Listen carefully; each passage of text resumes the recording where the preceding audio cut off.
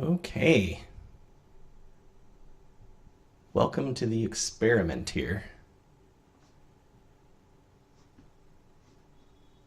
All right, trying something different today. Let me post this to Patreon. Saying not published now. Add the following requirements. All right, how do I get my video link?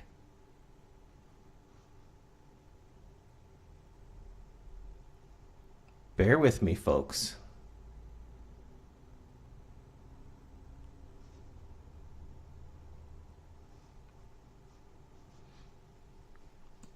I need to figure out how to put this on Patreon here.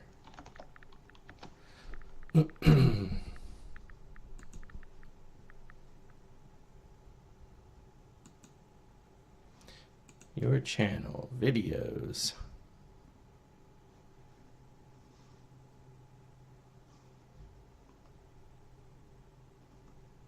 How do I find my video link? Manage videos? See, YouTube doesn't really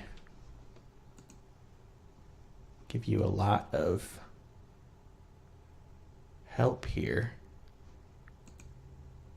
Option, get shareable link. There we go. I will get more versed at this as we move along here. All right, publishing this now. It's going live on Patreon.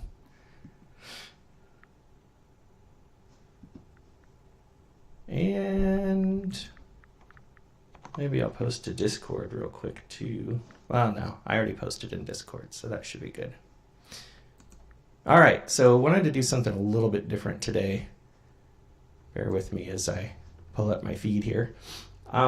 Tomorrow's episode is called Sinking, and due to my camping trip last weekend plus playing catch up at work all week, I'm behind. So I figured I would try this now. This is something I've been wanting to do for a while, just live streaming my recording of it. So I'm just going to dive in. If you are watching on YouTube, you can enter the chat. Unfortunately, there's no way to to chat otherwise, but you can watch on YouTube from the video and Patreon. I believe all you have to do is just click on the little YouTube logo. All right, so let's create a new recording. Audio file, we'll call it Sinking. Recording into mono here. And I think I'm ready. I've got my script up here. This one was written by Nathan. Let me get my water reachable here in case I get a dry throat. And let's go. Check. All right, that looks good. I've mentioned a number of times that even before encountering the storage papers, I was interested in paranormal things. See, I've already made a mistake. I was interested in the paranormal as something of a hobby.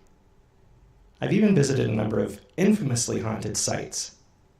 This next paper serves as a reminder to always temper your curiosity with caution and to be prepared for whatever you may find. Before I read the statement involved, in the interest of full disclosure, I'll note that this is part of a witness statement made to the police by Lewis Martin. There's a note made by police that he tested at 0.10% for blood alcohol content. For what it's worth, we should probably keep that in mind. It started back at my place. We've been playing Call of Duty, and we're taking a pizza break when Jared started talking about ghost stories. This was our first time really hanging since, gosh, probably high school. I don't like how that line read. This is probably our first time really hanging since, gosh, probably high school? So it had been a few years. I didn't realize in that time he'd started getting into ghost hunting. Once he started talking about it, though, he showed no signs of stopping. Before I knew it, my can of beer was empty, and I've got Xbox on the brain. Before I knew it, my can of beer was empty, and the box of pizza was halfway there. When I found myself nodding in agreement to the idea of going ghost hunting with him. When I was agreeing, I didn't realize that he meant right now, of course. That was ridiculous. But he was so excited when he talked. It was hard not to catch that sense of enthusiasm. And I mean, who isn't a sucker for a spooky story? He talked about one legend in particular, not crazy far away. It was about Miramar Lake. I don't know where he heard it. I guess when you're involved in the stuff he is, you tend to hear about more obscure stuff. You tend to hear about the more obscure stuff. Basically, the story goes that there's this guy and this girl back in the 60s. Young lovers. They hook up. There's a whole thing. Now, the girl's dad didn't like this at all, and he was a real asshole. He thought his daughter was his property. So when he finds out they're sleeping together, he starts plotting his revenge, I guess? He shows up at the kid's house, pulls a gun, and tells them they're going for a drive. You can probably guess where they end up. There's a small boat all ready for them once they get to the lake. The father... Hogties is a weird word. The father hogties the kid, goes to the middle of the lake, and gives him a parting gift, a couple of cinder blocks. Now, the girl knows her guy wouldn't have run off without her. They'd even talked about running off together. So when he goes missing, at first she's confused. Then she starts suspecting her father is in some way responsible. He hadn't exactly hidden his feelings, you know? Her suspicion is confirmed when, several weeks later, there's a notice that the guy's city water supplied from Miramar Lake has been contaminated. Not long after that, they find a piece of clothing which they publicize, and she recognizes it, putting the last piece of the puzzle into place for her. She doesn't make a fuss, though. Instead, she mostly ignores her family, cutting them off. Then exactly 1 year later, on the anniversary of her guy's murder, she speaks.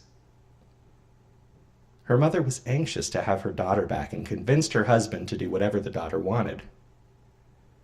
So the girl insisted on a trip, just her and her dad, to Miramar Lake.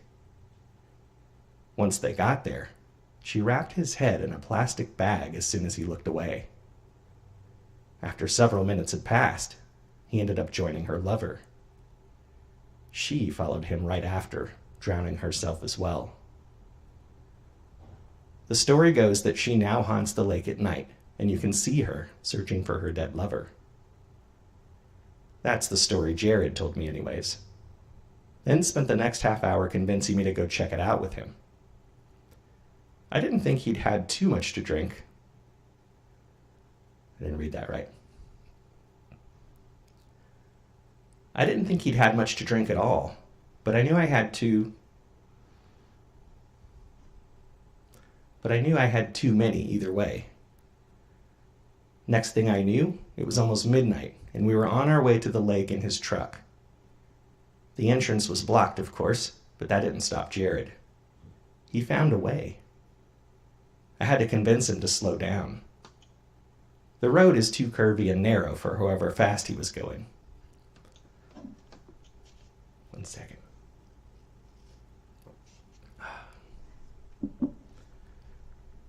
The road is too curvy and narrow for however fast he was going. He slowed down a little, but otherwise didn't acknowledge me as he kept his focus on the road ahead. The area felt extremely creepy at night. There weren't any streetlights or anything. Everything we could see was by the light of the car.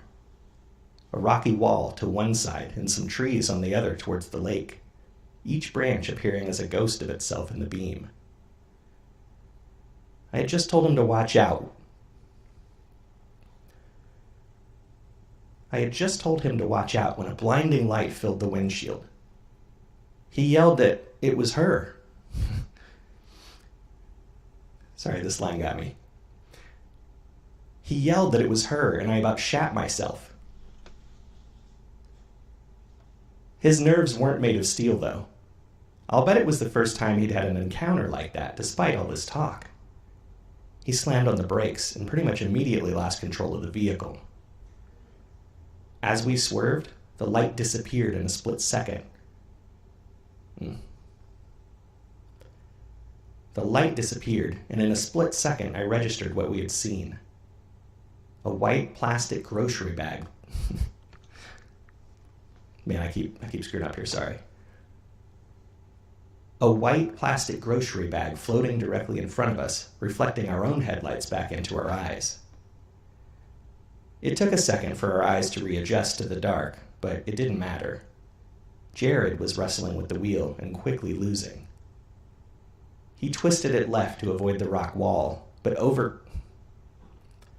overcorrected, and he wasn't able to oh my god. This is why I don't do these live. But overcorrected and wasn't able to set us straight again.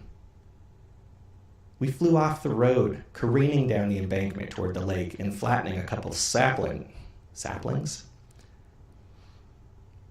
We flew off the road, careening down the embankment towards the lake and flattening a couple saplings along the way. I screamed at him to stop or turn, but it was far too late for him to be able to do anything. I watched helplessly as we hit a rock just at the edge of the water. Conservation of momentum is a bitch, though.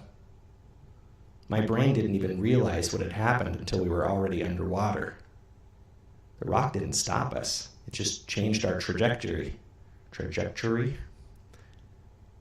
The rock didn't stop us. Just changed our trajectory. Does that sound weird to you guys? Just changed our trajectory. I can't freaking say that. Just changed our trajectory.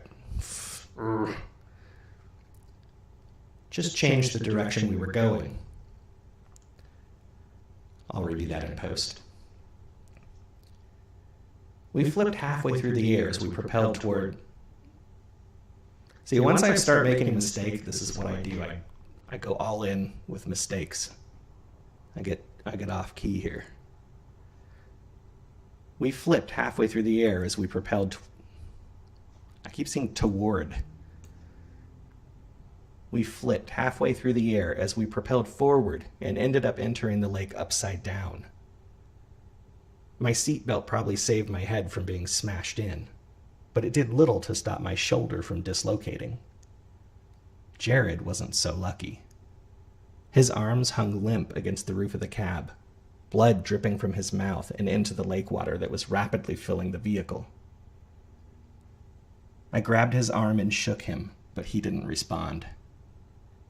I unbuckled my seatbelt and fell to the roof, once again impacting my injured shoulder as I splashed into the water. I reached up and tried the door handle, but the water outside had covered too much of us by then, and I couldn't force it open. As the sound of the engine sputtered to a halt,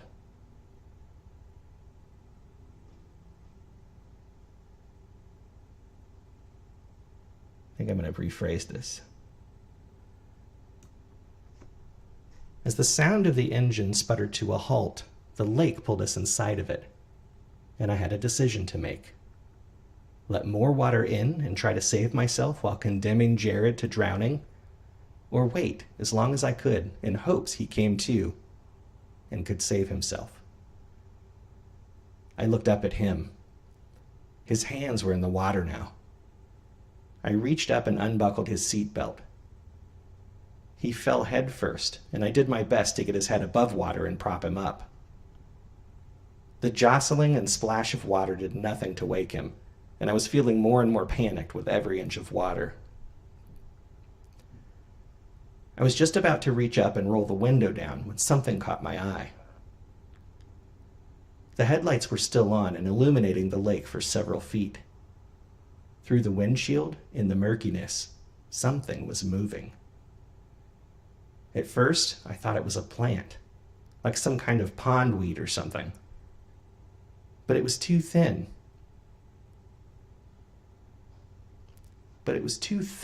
Too fine, and too dark. It sounds crazy, but it reminded me of a really long black hair. Did I say a really long? It sounds crazy, but it reminded me of really long black hair, just floating in the water. I knew that wasn't it, though. With the realization that it had to be some sort of underwater lake plant, I knew he had... With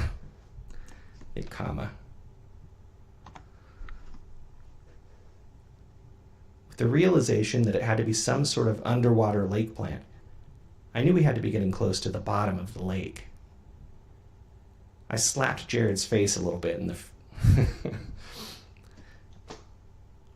I slapped Jared's face a little bit in a futile last-ditch effort. Still no response. I started amping myself up, getting ready for the longest, most painful swim of my life. I reached up and rolled down the window. Water had already been gushing in from everywhere. Water had already been gushing in everywhere from the vents to under the glove compartment. But that paled in comparison to the mass of water that instantly filled the cab from the window. Something I didn't anticipate was the fact that we were now entirely surrounded by the hair-like plant. It rushed inside the vehicle as well, carried in by the water. I took a deep breath as the water snatched away the last of the air. I grabbed the door's handle and kicked it open. Before I could even swim out, I felt something bump into me. I twisted around to see Jared there behind me, his eyes wide open in terror. He didn't move, but that weed, or whatever it was, had entered his open mouth and seemed like it was moving. Sorry, I don't know if you heard that, but my dog just barked.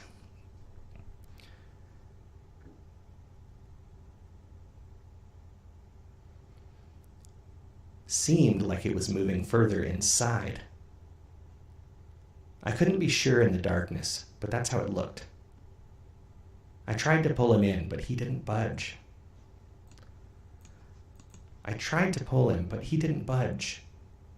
That's when I noticed his feet and wrists were completely entangled in the stuff, too. My lungs were starting to hurt. I hate that I had to turn away, but I didn't have a choice. I was going to drown soon. A funny thing about swimming at night is that there's no light to go towards.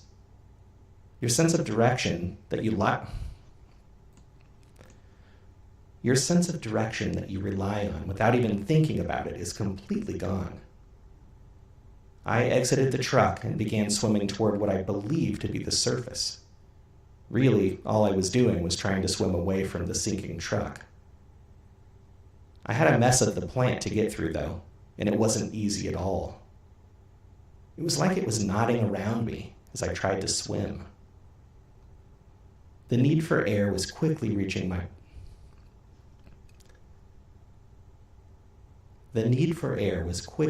past my threshold to tell my brain... Hold on, this is a long sentence. Sometimes when I do this, I have to read the full sentence and make sure it makes sense to me. Sorry for the dead air here.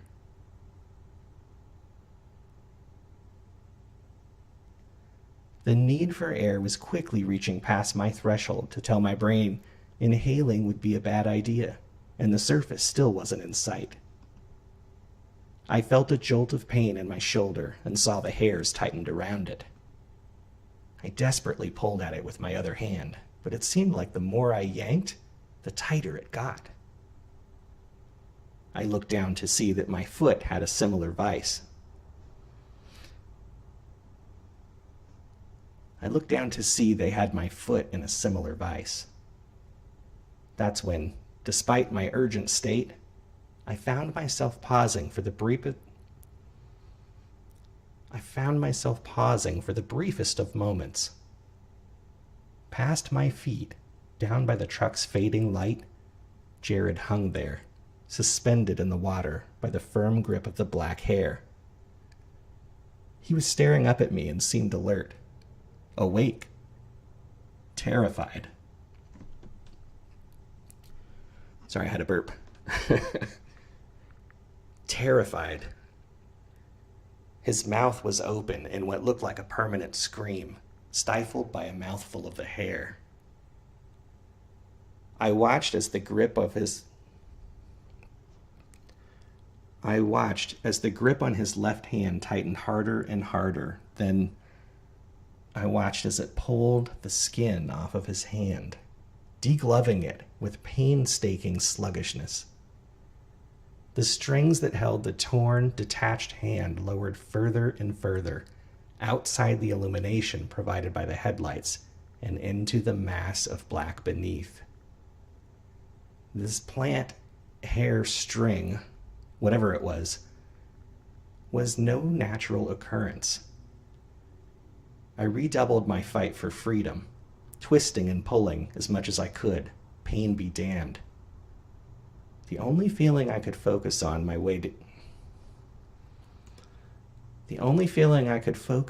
was my own pounding. The only feeling I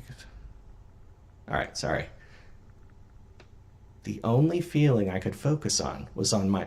Oh, I keep mixing these words up. I seriously think I'm dyslexic here. The only feeling I could focus on was my own pounding heart as it struggled against the lack of oxygen. It didn't matter, though. My body was betraying me, gasping for air where there was none. That's when I felt ice enter me. The hair rushed into my mouth, some of it weaving up and out of my nose, but most of it feeding down into my lungs, spreading cold as it traveled. Instead of drowning, my lungs were slowly inflating, then deflating. I had no control over it. I was being forced to breathe. But it didn't make any sense. Where was the air coming from? I quickly found the rest of my body being wrapped in the long, stringy hair. I'll redo that line here. I quickly found the rest of my body being wrapped in the long, stringy hair. The cold was making it so much more difficult to move, like my body was frozen and I was trapped. I didn't notice it at first, but it looked like the truck was rising up. I was confused for a minute before I realized I was actually being pulled down together with Jared. We helplessly sank lower and lower, the hair growing thicker and rising farther.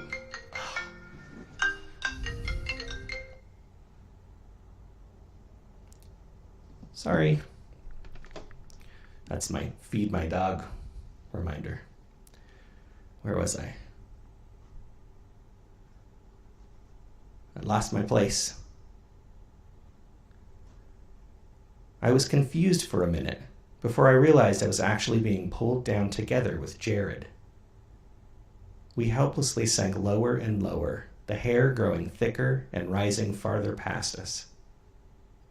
We finally settled on the mud floor of the lake, forcing me to close my eyes as a cloud of sediment formed, then dissipated. Jared was about 8 or so feet away, and the truck was just a few more feet past him. The truck's headlights lit up. The truck's headlights lit up a thick bundle of the seemingly sentient vines that disappeared into a crevice. Whatever the source of these were, it had to be inside that hole at the bottom of the lake, I figured. Maybe there was some way to get down there. But then what? I don't know how long I laid there, waiting for the next thing to happen, but at some point, I passed out. I tried to gasp reflexively. I tried to gasp reflexively as I came back to, but found that I couldn't. My lungs were restricted to whatever regulation the things inside me wanted. Looking around, I noticed the truck's headlights were out now, but I could actually see things a little bit... But I could actually see things a little better, which meant it was probably morning. Jared was awake too, and staring at me. With much effort, I was able to wiggle my fingers to get his attention on them. Once he was looking, I pointed at him, then gave him the thumbs up sign to ask if he was okay. He rolled his eyes weakly in reply. He started to respond with his right hand, the one still intact, but was cut short as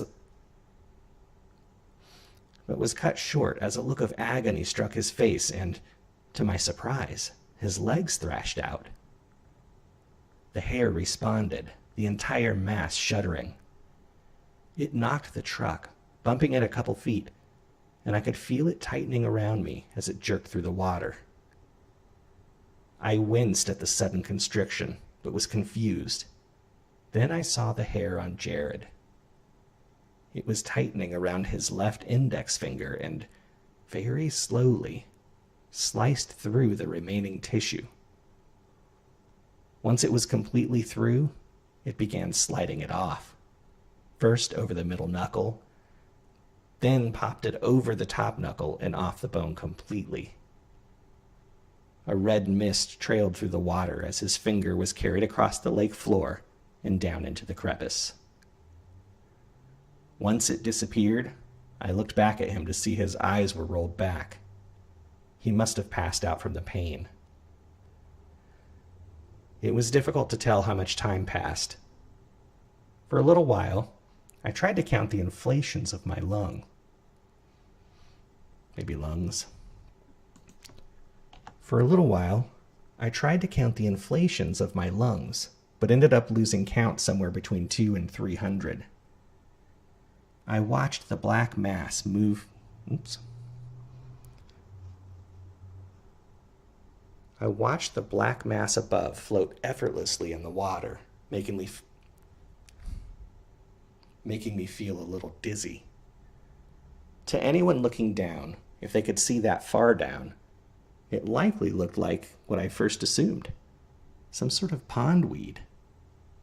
It was so much more than that, though. The fish knew. They didn't stray this far down. My attention was drawn back to Jared as he finally returned to consciousness. As I looked over, a shimmer caught my eye. Next to the open passenger door of the truck, there was a knife on the mud of the lake floor. It must have gotten knocked out of the cab when the vines bumped the truck. I tried to motion to it as best I could, but Jared was too out of it. It was okay, I tried to remind myself. We had enough time for Jared to come back around, and us to come up with a way to get to it. Probably. At some point, I joined Jared in his unconscious state. When I woke up, it was still light out, which meant either not much time had passed or a lot of time had passed. I saw that 3 more of Jared's fingers were now just bone, and I desperately hoped it was the latter. Something was keeping us alive so it could feed on us. That much was obvious. But if it had only been a couple of hours, that meant that its appetite was increasing. I again tried to draw Jared's attention to the knife that was only just out of his reach. This time it worked. The problem was that the hand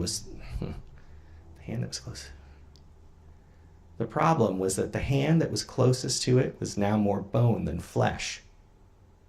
Still, I watched as he reached the... I don't know why I'm getting tripped up. I'm getting close to the end, so I don't know why. Sometimes my brain does this. I get more dyslexic as I read. Still, I watched as he reached the remnants of his hand out and wanted to scream. As I watched it fall short. He didn't give up, though, and I honestly have no idea how he found the strength that he did to even try. I still felt like I could barely move. I realized my eyes were feeling heavier as I watched his repeated failings. I wondered if the hairs were responsible for my inability to stay awake. Maybe it was doing something to me to keep me from being able to fight back. I didn't wonder for long, though. I was soon asleep again. When I awoke again, it was pitch dark. I couldn't see Jared. I couldn't see anything. The only sensation I was aware of was the hairs interacting with my body. I welcomed sleep when it overtook me again. I woke back up to the dull light that made its way through the water and dark mass. Jared was missing his entire left arm, his left leg, and half of his right one up to his knee. The knife was still hopelessly out of reach. As I looked on, a bundle of hairs had spread from his chest to his face, just below his eye. Over what was probably hours, they slowly worked their way into his skin and began peeling it away. This time, when I passed out, it wasn't from some chemical being absorbed into my body. It was from horror. I came back into consciousness with just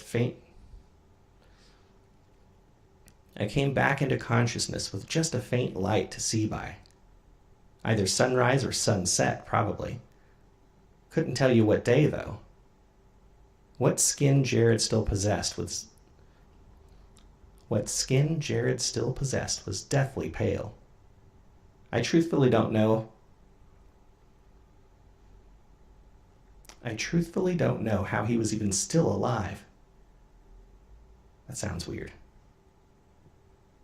I truthfully don't know how he was even still alive. He saw me staring and, with an unsteady hand, pointed at me and gave me a thumbs up. I was confused for a minute, until I realized he was returning the question I had asked him when we first... I do really bad with long sentences. I was confused for a minute, until I realized he was returning the question I asked him when we first fell down here. It was ridiculous given his current state that he was asking me if I was okay. I nodded slightly, my movement restricted by the throatful of tangled hair. He closed his eyes, and I thought he had fallen asleep. Then he slowly opened them and gave another thumbs up, which was, again, ridiculous. He was as far from okay as you can get.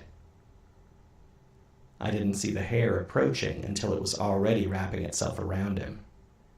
This time, it wasn't just a particular section or... This time, it wasn't just a particular section or removing meat from the bones.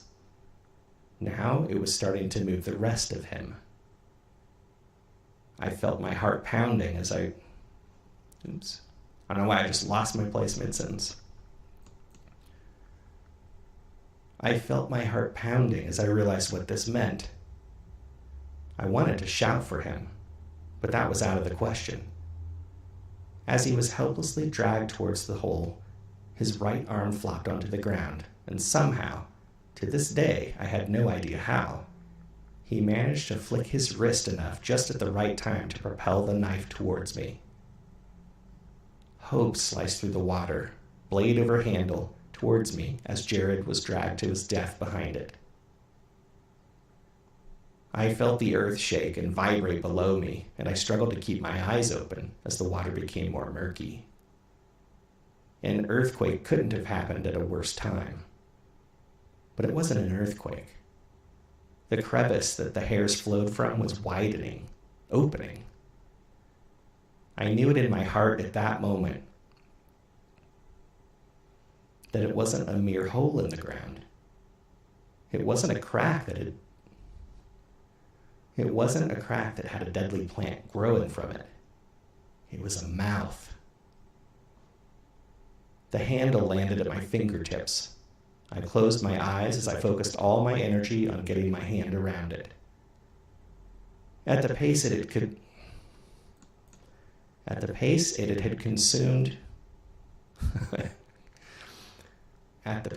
had consumed Jared, I didn't know how much longer I would still have a hand. I felt the steel in my palm and opened my eyes. My joy was short-lived. A bundle of bloodied hairs were pluming from the mouth and now floated towards me. I gripped the knife, twisted it around awkwardly in my nearly numb... Oh my God, I can't read. Twisted it around awkwardly in my nearly numb fingers and sliced through the hair that had wrapped around my wrist. Pressure instantly lessened throughout my arm, and I quickly swung it again, slicing all over my body, anywhere I could find hair. The rest of the mass began to vibrate, and I heard an unsettling groan reverberate through the lake. I paused, only for a second, to wait for my lungs to inflate, then took the final swing at the hair in my mouth. I could feel the severed end squirming inside of me, and it was all I could do to avoid my gag reflex kicking in. Instead, I honed all my focus in on moving up. The rest of the hair was now moving towards me and picking up speed. I swam up. The hairs tried to wrap around my wrist, leg, my legs, anywhere they could. I just swung the knife hard and often to stay clear, enough to break free. It moaned again, louder this time. I was pretty sure my ears were bleeding, but I kept swimming. I was so close, but I couldn't suppress my body's reflexes anymore. I started coughing up the hairs that had infected me. Every intake from my cough just pulled in more water. I knew I was drowning, but I had to keep trying. I flailed, the only thing I could do to keep moving. Then I blacked out.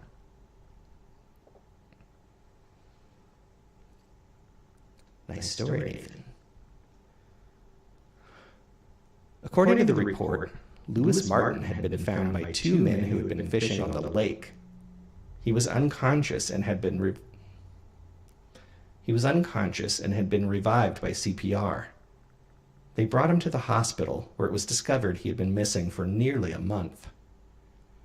It was days before his body accepted any food they gave him. It seemed that his metabolism had slowed to a level that had only been observed during certain species' hibernation periods. When he was well enough to recount some of his story, they contacted police, who in turn got in touch with the Department of Fish and Wildlife. The results of their investigation isn't noted here. Miramar Lake is actually a reservoir that we use for drinking water here. I can't help but wonder if the chemicals from that thing in the bottom of the lake are in my own body, even now. And how did it get there? Has it always been there? Or did someone, some organization of some kind, knowingly put it, grow it perhaps, down there in order to test the use of chemicals on the populace? I'm probably just seeing connections where there are none. And who even knows much of the history? And who even knows how much of the story is true? Mr. Martin was, after all, intoxicated the entire time, to at least some degree. Whatever the case may be, it's worth considering the next time you go for a dip in the lake. Do you know what's at the bottom? Or what perhaps is the bottom? Thank you for listening. Okay. Let me stop this. Several mistakes in there. But that's okay, right? Give me one sec here. I am doing a couple things here. So I'm just going to save this real quick. Save. Let's put it.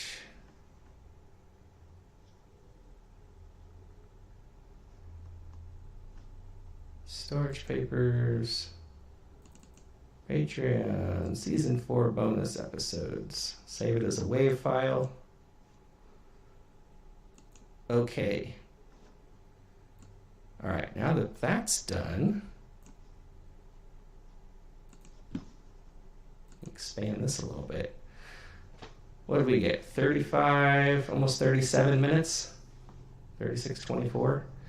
So that'll probably be edited down to, I'd say 25, 26, if I take out all my mistakes and rambling. I want to do a couple things real quick, though. Let me close this.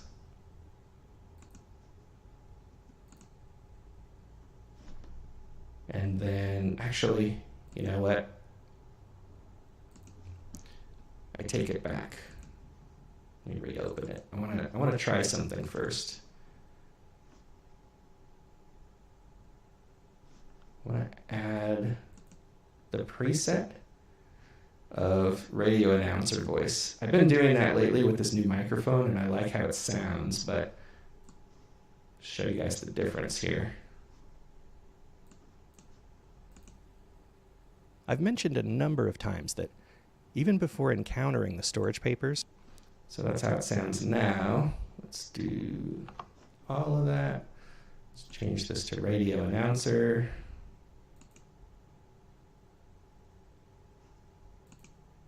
Apply. Give it time to do its thing here.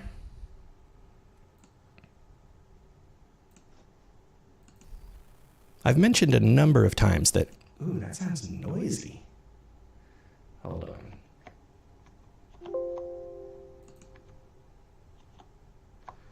So let me undo that. I think maybe... I need to do noise removal first. Is that through the whole thing? Bunch of my mouth clicking there, sorry. I wonder why it feels so staticky right there. That's very staticky.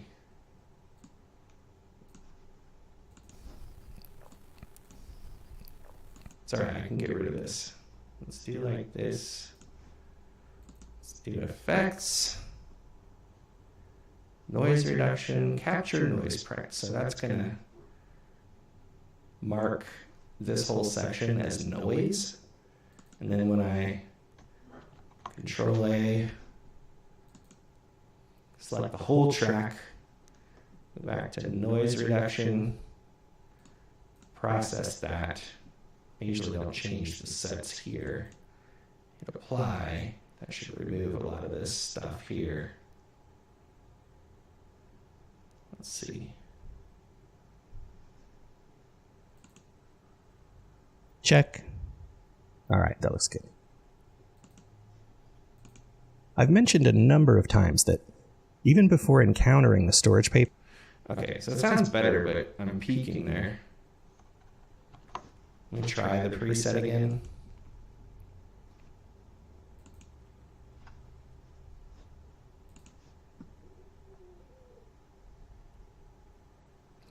Dun dun dun dun dun.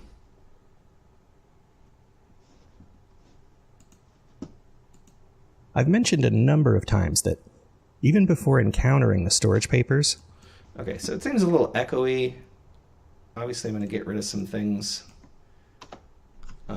Let me just save this now before I start editing my mistakes out, which I'm probably not going to do in the live stream. That's really boring. I listen to the whole thing back again, basically. I remove all of my mistakes, all the weird pauses. If I need to go back and say anything again, I can do that. If I notice I really screwed up a line and maybe didn't catch it as I was reading it. Did I save this? Yeah, let's save. No, I did save it. So let me close this. And then the other thing I like to do, I have this handy dandy RX Elements that I've been using. And what this does, hold on a sec here. Let me find it first. Patreon, Season 4, syncing. So what I can do, wow, that's a really loud file. But what I've been doing is running this repair assistant. Select dialogue, start analysis. And what it's doing is it'll take out clipping, like mouth clicks, like kind of stuff. It'll get any background noise or humming. It does noise, but I find that removing noise prior to running it through this really works better. If you run you capture the noise print like I did. No hums, we got clipping, clicks. So I've mentioned a number of times. Let's look at heavy. I've mentioned a number of times that Most of the time I use heavy. I'm going to render heavy or medium. And this will take care of a lot of the problems, including the clipping that I was seeing after I changed the preset to the radio announcer voice, which it bumps up the amplitude on that for some reason. Sorry if I'm getting too technical here. But yeah, what I'll do is kind of run this, save it, and then now next steps I go through, edit my mistakes out so I have a good single dialogue. For a story like this where I'm just narrating a single document and not adding any other character actors in or anything like that, I do like adding sound effects. Sometimes I search for those as I go, which I'll probably be doing over the next several hours today. So that's my day. I did want to... sorry, I'm going to get rid of this. That's done. Did I save it? Let's save. Okay, and now I can close this. And now when I open it again, all those edits have been fixed. But ultimately, when I go into multi-track editor, I'm going to make the overall volume of this more industry standard. Right now it's probably clipping still. I've mentioned a number of all this red stuff on the end when I play it times that even before encountering the storage, it shouldn't do that. So it does feel a little echoey too. So anyway, all that stuff is post-production stuff. I can always do another video on that later if people are interested in this kind of thing. I just thought it'd be cool to do the initial reading. But yeah, you'll see the finished product tomorrow. This should be out at 2 a.m. Pacific Standard Time. And I hope you've enjoyed. If you like to see this kind of stuff and want to, you want me to keep doing it, I can definitely do that for our monthly bonus content. But also now that the streaming stuff is set up, I want to get into some gaming soon. So more info coming on that soon. And yeah, I hope you've enjoyed. Have a good rest of your holiday weekend. Stay safe out there. Happy belated Independence holiday to Canada. And yeah, I'll catch you guys later. Take care.